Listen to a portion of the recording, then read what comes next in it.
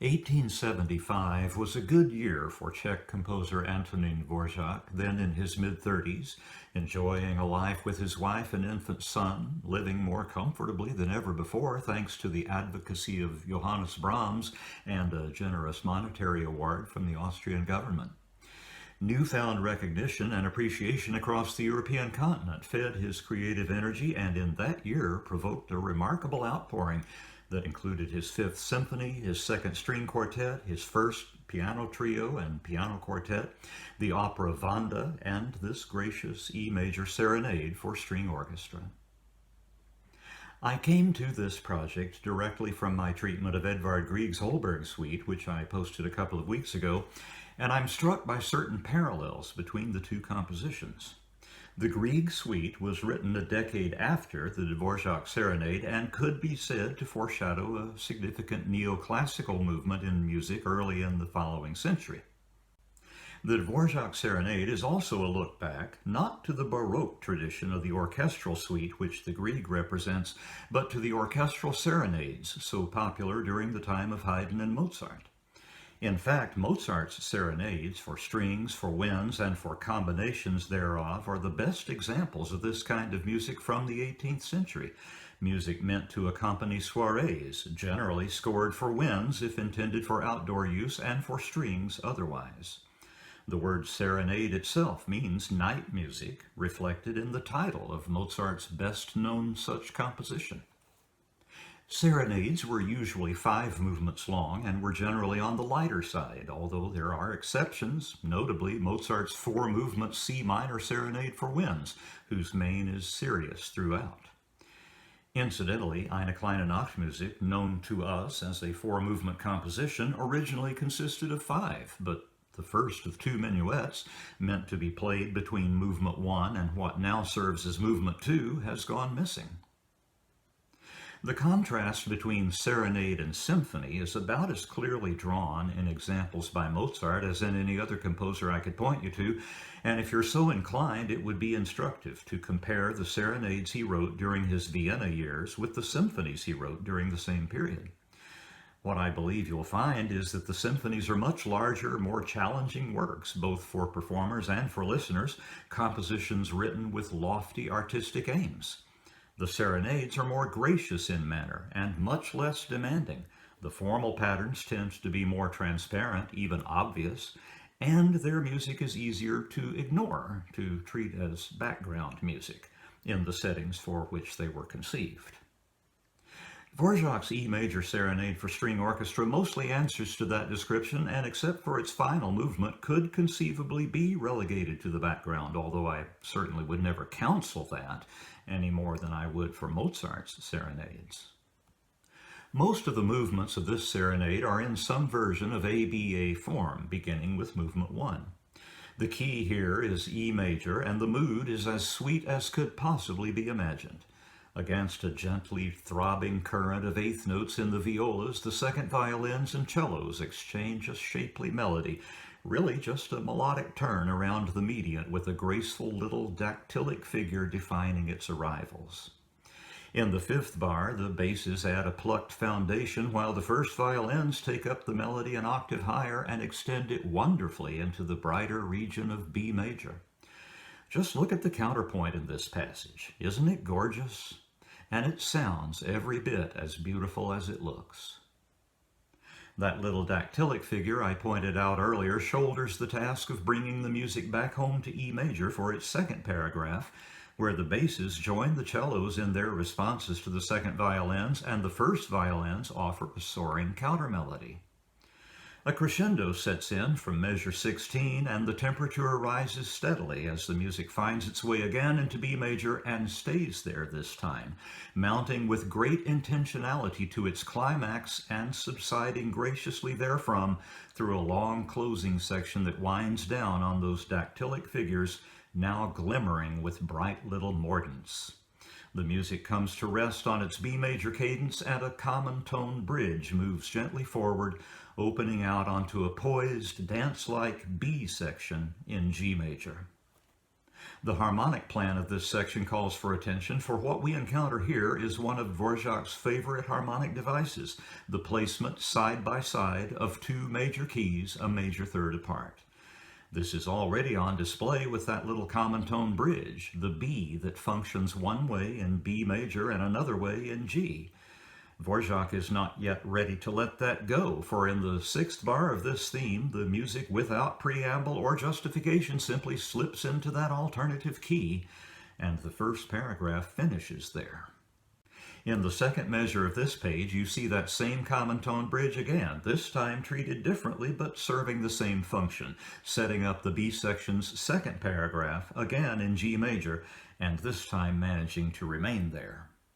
The theme's G major cadence is in measure 50, but a fresh B major eruption, this time serving an E major end, supplies the retransitional means to the return of theme A. As you can see, that theme is now much more fully fledged than earlier, with upper divisi cellos notably playing what would be a harmonization of their earlier line were that line present. This effect is beyond beautiful. This restatement of theme A is completely regular and includes wonderful enhancements, including a touching duet for the cellos. At measure 75, the coda sets in, the cellos and basses leading, answered pensively in octaves by first and second violins. Right near the end, those mordant-adorned dactyls introduce the three soft, sustained E major chords that close the movement. The lovely coda you've just heard will return in its entirety near the end of the finale. For the second movement, the finest in this composition in my view, Dvořák shifts into the relative minor key for a gracious, lilting waltz replete with curvaceous melodic lines and propelled by Slavonic rhythms. The first strain is at the same time static and dynamic, the former on account of its construction in 4 iterations of a harmonically closed 5-bar phrase, and the latter because of a steady crescendo of decibels, melodic ornament, register, orchestration, and finally counterpoint. And of course this is repeated. I find that daring and also quite convincing. The second strain, set in A major, begins in an obviously developmental way, and once it's finished prolonging its dominant, settles into the kind of hemiola dance pattern that informs several of his Slavonic dances written a few years later. Right near the end of the strain, the movement slips back into C-sharp minor as though intent on returning home, but a repeat of the second strain prevents that for the time being. The second time through, the theme remains in A major, but the quality of the trailing music is surely that of a search for the main theme, which does return in due course in the original key. Again, we get 4 iterations of that 5-bar phrase, and again they begin to grow, but this time, for the third phrase, the melody falls into the viola range, and the whole thing winds down as if in defeat. A stern C-sharp minor cadence barked by the entire ensemble has the final say. For the trio, the music shifts into the parallel major, respelled enharmonically, for an even more gracious waltz. Notice its melodic tendencies, its overall shape, its most ear-catching intervals. You will hear these again in movement 4. This theme is a 40-measure period whose secondary key is F minor. It is in that key that the antecedent paragraph ends. The consequent begins with the first violins divided and singing the tune in octaves, with an enhanced accompaniment and counter-melodic imitation in the second cellos. This time, the harmonic shift is not into F minor as earlier, but, remarkably enough, into E major, a really striking, rather Borodin-esque sound. But it's only momentary, and the music soon comes back on track to finish in D-flat major. The theme repeats in its entirety and is then followed by a fraught development section that explores F minor, B-flat minor, and finally C minor, where a little of the first waltz is brought back to set the retransition in motion. The return of the trio's main theme is regular, and the da capo reprise of the C-sharp minor waltz sub-movement ensues, without the repeats of its strains this time, and finishing with an emphatic and somewhat incongruous sounding C-sharp major cadence. A lively F major scherzo movement follows, and my comment on it must focus mainly on its ingenious formal design. Earlier, you heard me allude to the fact that the first four movements of this five-movement serenade are all couched in some version of ABA form. That was obvious in Movement 1, where the form was demarked by changes in style and key. In Movement 2, it was the da capo design that answered to the description, and in Movement 4, it will again be similarly apparent. In this movement, however, there's something else going on, and I'll thus need to describe this as a curious hybrid of ABA and sonata forms. As I talk you through the movement, I hope my description will justify my conclusion. Here we see the first theme, a lively, cheerful F major tune in canon between the cellos and first violins playing an octave apart. The cello's treble clef, by the way, is an alternative tenor clef on which the music sounds an octave lower than written. For the second paragraph, the violas add a chattering accompaniment, and the melody is now shared by the violins, an octave apart, with the seconds leading. This paragraph follows a similar course initially, but an impulse to growth seizes the theme, which builds in excitement until a monotone fanfare in octaves, just a string of C's in a propulsive rhythm, erupts in the violas and impels the music into an amply proportioned transitional section that begins with an extended, unbuttoned celebration of the first theme, but gradually winds down over functional harmonic prolongations without ever once moving out of F major. And there, the contrasting lyrical second theme begins in the second violins, marked dolce. This is, in every thinkable respect, the second theme of a sonata form movement, except that it's in the same key as theme 1, so the harmonic tension essential to sonata form is missing. Tell me if I'm overlooking something here. Anyway, this beautiful theme shades off into A minor twice, and a closing section based on theme 1 finishes the exposition in the movement's mediant key. The reason for this harmonic feint becomes apparent when the mode shifts and a new lyrical theme comes singing forth in violin octaves against a thumping bass and Slavonic dance rhythms in divided violas. I have called this Theme 3, which is a designation I almost always reserve for new themes within development sections. This theme is spun out wonderfully in continually shifting orchestral garb, finally built to a bracing fortissimo climax and subsiding suddenly. If this is the B section of an ABA form movement, so be it. But it is a B section that includes a development, which treats themes 1 and 3 together, sending them through a thicket of near and far related keys, finally converging onto an impressive dominant prolongation in F major, the retransition, which conveys us either to the return of A to complete the ABA design, or the recapitulation of a movement in sonata form, whichever way you prefer to think of it.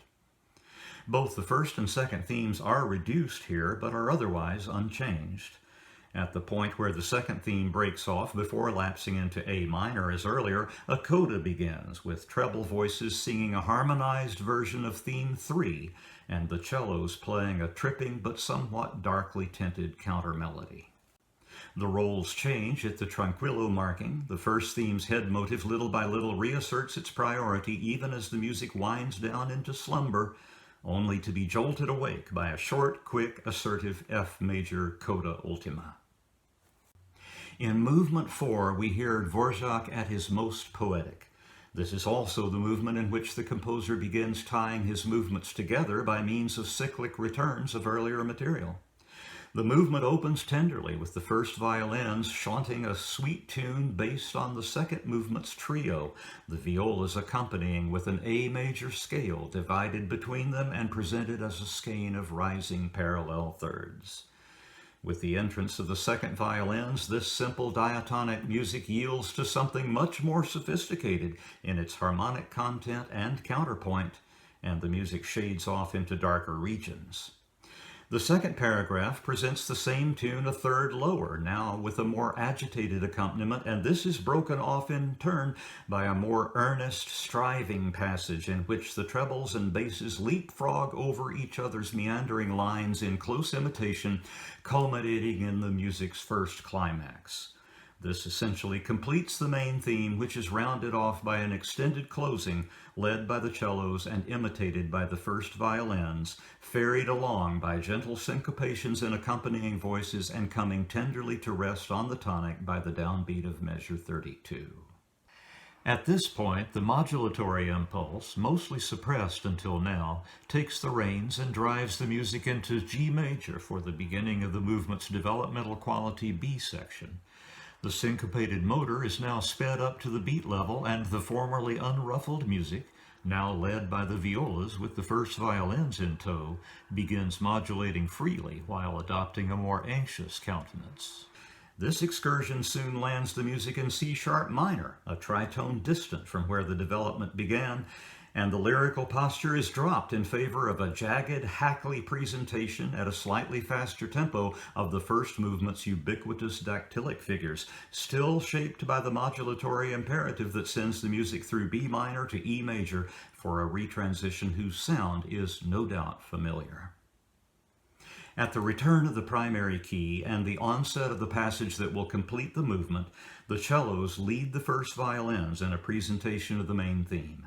This instantiation of the theme is, structurally speaking, true in all respects to the original, but with enhanced orchestration and counterpoint throughout, and the climax is greater than before.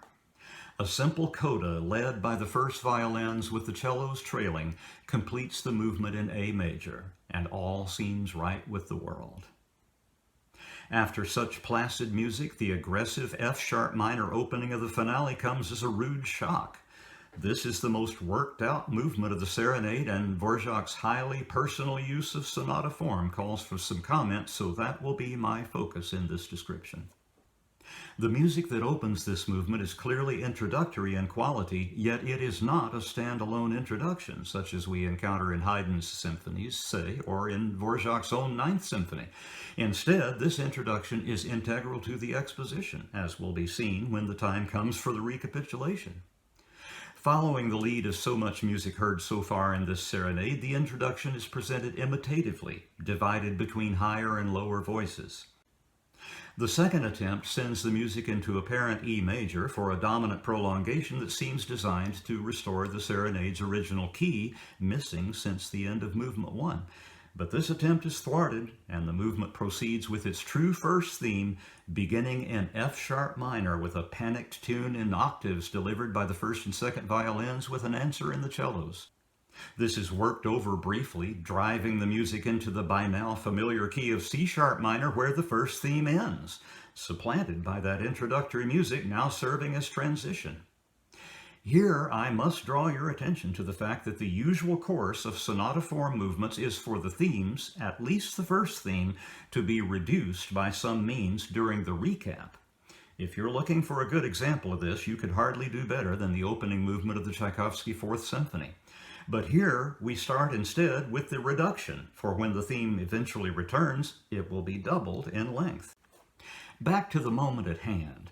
The introductory music, now serving a transitional function, begins in C-sharp minor with the imitating voices reversed from earlier. The answering phrase is now presented in F-sharp major and winds down into a dominant prolongation in E, so something big is obviously afoot. The goal of this functional music is the rollicking, unbuttoned, folk-like tune presented in parallel thirds by the first and second violins with a scurrying accompaniment served up by the violas. This theme is worked out at length, its melody tossed from voice to voice while the music modulates constantly, eventually returning to E major for a closure that never really comes. Instead, the music shades off into a formal closing section that finishes the exposition in the most tentative way imaginable. The development is very short, beginning with sparse, disembodied motivic fragments that sputter aimlessly and disintegrate, setting up the first of this movement's cyclic returns, the main theme of Movement 4, sung almost apologetically by the cellos with viola accompaniment. This winds up on the dominant of B minor, and a modal shift inaugurates the beginning of the recapitulation, starting with that integral introduction, now slightly reduced by compression, but assertive as ever.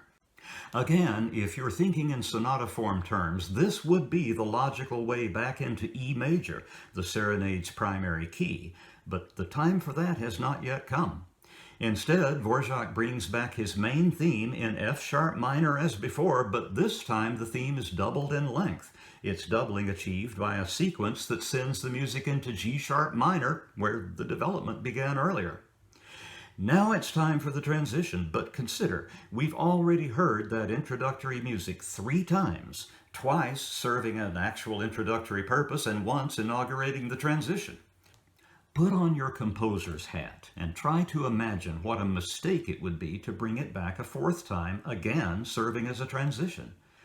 Dvořák solves this problem while simultaneously resolving another one by supplying a second development section that corrects the formal imbalance left by a first development section that was far too brief to be considered anything but an interlude.